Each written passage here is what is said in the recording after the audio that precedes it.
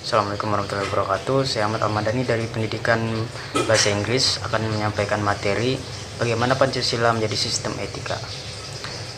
Pancasila sebagai sistem etika di samping merupakan way of life bangsa Indonesia juga merupakan struktur pemikiran yang disusun untuk memberikan tuntunan atau panduan kepada setiap warga negara Indonesia dalam bersikap dan bertingkah laku.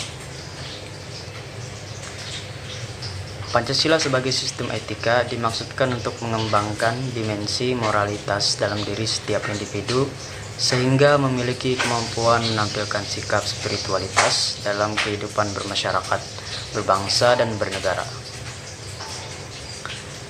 1. Konsep Pancasila sebagai sistem etika. A. Pengertian etika.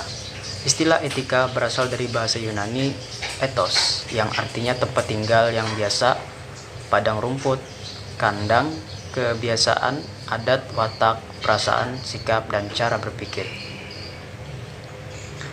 Secara etimologis, etika berarti ilmu tentang segala sesuatu yang biasa dilakukan atau ilmu tentang adat kebiasaan. Dalam arti ini, etika berkaitan dengan kebiasaan hidup yang baik, tata cara hidup yang baik pada diri seseorang maupun masyarakat. Kebiasaan hidup yang baik ini dianut dan diwariskan dari satu generasi ke generasi yang lain. Dalam artian ini, etika sama maknanya dengan moral.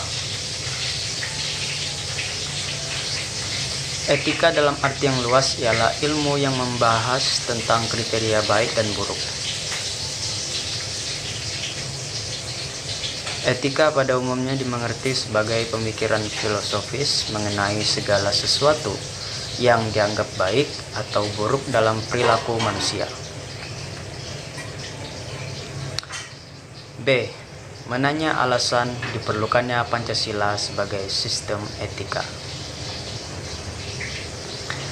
Anda perlu mengetahui bahwa Pancasila sebagai sistem etika tidaklah muncul begitu saja. Pancasila sebagai sistem etika diperlukan dalam kehidupan politik untuk mengatur sistem penyelenggaraan negara. Anda dapat bayangkan apabila dalam penyelenggaraan kehidupan bernegara tidak ada sistem etika yang menjadi guidance atau tuntunan bagi para penyelenggara negara, niscaya negara akan hancur. Berikut beberapa alasan mengapa Pancasila sebagai sistem etika itu diperlukan dalam penyelenggaraan kehidupan bernegara di Indonesia, meliputi hal-hal sebagai berikut. Pertama, dekadensi moral yang melanda kehidupan masyarakat, terutama generasi muda sehingga membahayakan kelangsungan hidup bernegara. Kedua, korupsi akan bersimahara rajalela karena para penyelenggara negara tidak memiliki rambu-rambu normatif dalam menjalankan tugasnya. Para penyelenggara negara tidak dapat membedakan batasan yang boleh dan tidak, pantas dan tidak baik dan buruk. Ketiga, kurangnya rasa perlu berkontribusi dalam pembangunan melalui pembayaran pajak. Hal tersebut terlihat dari kepatuhan pajak yang masih rendah, padahal peranan pajak dari tahun ke tahun semakin meningkat dalam membiayai APBN. Keempat, pelanggaran hak-hak asasi manusia atau HAM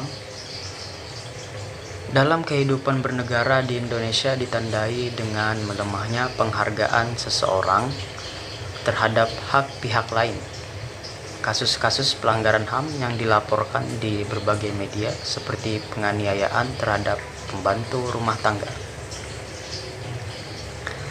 Kelima, kerusakan lingkungan yang berdampak terhadap berbagai aspek kehidupan manusia seperti kesehatan, kelancaran, penerbangan, nasib generasi yang datang, global warming, perubahan cuaca, dan lain sebagainya.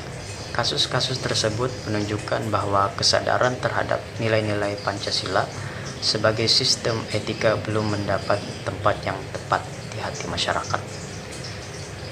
Oke, sekian penjelasan materi bab 6 dari saya. Semoga bermanfaat. Assalamualaikum warahmatullahi wabarakatuh.